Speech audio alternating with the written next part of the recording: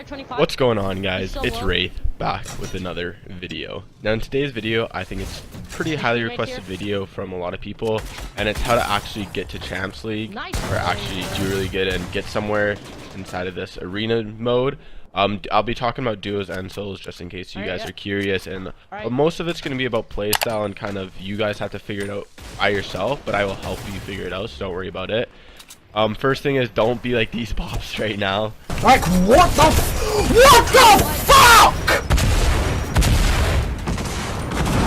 Who the fuck was that kid, bro? So starting off, we'll talk about the playstyle, and there's a couple of different playstyles that actually work in the arena. And the first one is if you're really good end game but not that good mid game or early game, and you like only going for placement points but you can still get a couple kills end game, or you're really good at surviving, then it's going to be different from if you're just a grinder and you go 10,000 miles an hour or something, right? So if you're kind of like that slower playstyle and you like playing for end game, try dropping somewhere like Happy Hamlet or Polar Peak or somewhere like that, and literally just play straight up passive. Play for the placement points, play for the win. You don't need to be taking fights you don't need to be. You don't need to take early game fights, you can leave. Depends on your style of play. And then the second kind of style of play is if you're pub stomper, if you're a very aggressive player, it's going to switch up a bit for you, obviously. So if you land, you can push somewhere. Mid game fights, you can push a little bit more.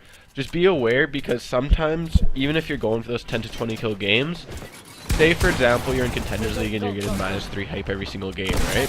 If you're getting a 10 kill game but you're dying 7 games in a row, and obviously you're still losing points, right? So you gotta kind of play it smart, play to your like advantage, play to how you play, but you also gotta keep W keying like at a minimum. Well, not at a minimum, but like as much as you think you can, because people in Contenders and even Champs, third party central. If you're fighting someone and you're building up, you're getting third party. Like, that's just how it is. That's why you got to be very, very careful about how you actually play and actually use your W keying, because there's a time and place to do it. So you kind of got to find your balance of when you should place it and when you shouldn't do it. Bad, dude. I really didn't do nothing. But yeah, that's a kind of another play style. And then the last one is kind of the way I play, and it's you don't mind taking fights, but you'd rather play for placement. So for me personally, honestly, I land somewhere like Happy Hamlet. I try and get 2 kills off spawn, maybe 1 kill mid game if I take someone a lot, or I see someone that just got low, or I see a third party opportunity, I normally tend to take it. And that kind of play style is a little bit, so you're trying to go for the victory royale, but you're only trying to go for a 5 to 6 kill game. And I find that's honestly the best for my playstyle, and you can still do something very good with it. You can still get high placements, etc., etc. But yeah, again, it's all kind of your guys' decision. You guys are the ones who kind of decide how you play. I can't watch every single one of your videos and say, okay, you're more of an aggressive player, okay, you're more of an endgame player, right? So you kind of got to figure it out by yourself, but those are just kind of some tips to help you guys.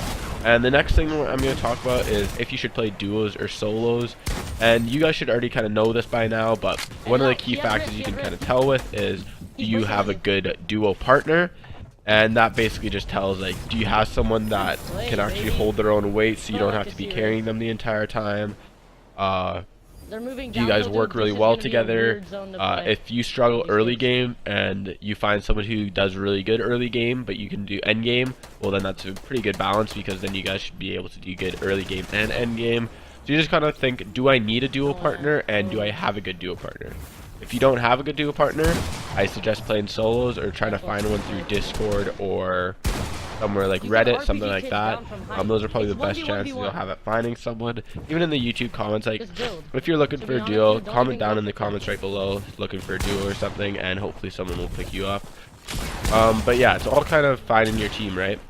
If you can't find your team, again, no big deal, just play solos. Again, it's not a big deal. A lot of tournaments are going to be at solos, so you kind of got to learn how to play solo, right? So you can kind of decide if you have a... It was at this moment he knew. He fucked up. Oh,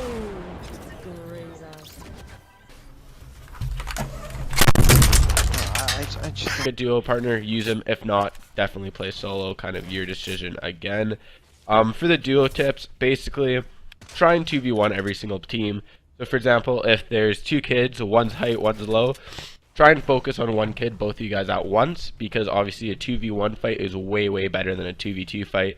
Don't try and take those 1v1 split pushes, because normally I find that they don't end up working, and that's why all pros try and kind of work together as a duo and actually fight one out of the two players. And every single time, no matter where it is, if it's a solo, push him. If you see him in one box, you see someone box up, or you see him by himself, push him. That's should be, if you guys don't get clapped, should be a free kill, free loot, whatever, right? Obviously, if it's end game and it's moving circle, or it's like right before moving circles and there's 30 people left, don't flat out run towards him. You're gonna get beamed by 10,000 different directions.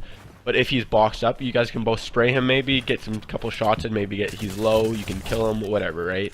So I'd say always push solos no matter what, if the opportunity presents itself and if you're not in a bad position. Now let's talk about ballers for a second. Now this is a huge hot topic between pros and normal players, and if you should use them, if you shouldn't use them. And basically what I'm gonna say is it kind of goes with your playstyle again. So if you're a high kill player and you like playing aggressive, don't go in a baller, because baller is meant for placement, right? Or you can use it for like rotations if you need to get out of zone or you want to move. Sure, you can use it, but if you're going for that, for example, my playstyle where I go early game try and get a kill, mid game maybe try and get a kill, and then end game try and get 5 to 6 kills and get the victory royale, then I normally use a baller all the way up until it starts moving circles, and then I'll either take high ground with the baller, or I'll just dip my baller and go WP someone, or if jump out of my baller and try and hit him for a 220 pump. But you don't want to be one of those players, I find, who stay in the baller all the way up to top 3 placement. Sure, you get 11 points or whatever it is, or 7 points, whatever it is. But you're not really improving, you're not really learning endgame, you're just staying in a ball and getting lucky no one's shooting you. Like, no offense if that's your playstyle, but it's not really going to work in the World Cup or work in Champions mode, because sure, you can have a lucky game where you're going to get top 5 and no one's going to focus you in a ball. But if you're trying to do that 10 games in like the World Cup tournament, I guarantee you only 3 or 4 of the games you'll actually be able to play endgame with the ball and not be contested, right? So you kind of got to learn to actually play without the ball. But again, if it's there, I would say use it to your advantage, like use it, but try the best you can to not rely on it, because you don't want to be relying on it in a World Cup, because if you don't get a baller, you don't want to be like, oh my god, I don't know what to do, right? So it kind of depends on your playstyle again. And then a couple just quick tips that you guys can use is don't build 10,000 feet in the air.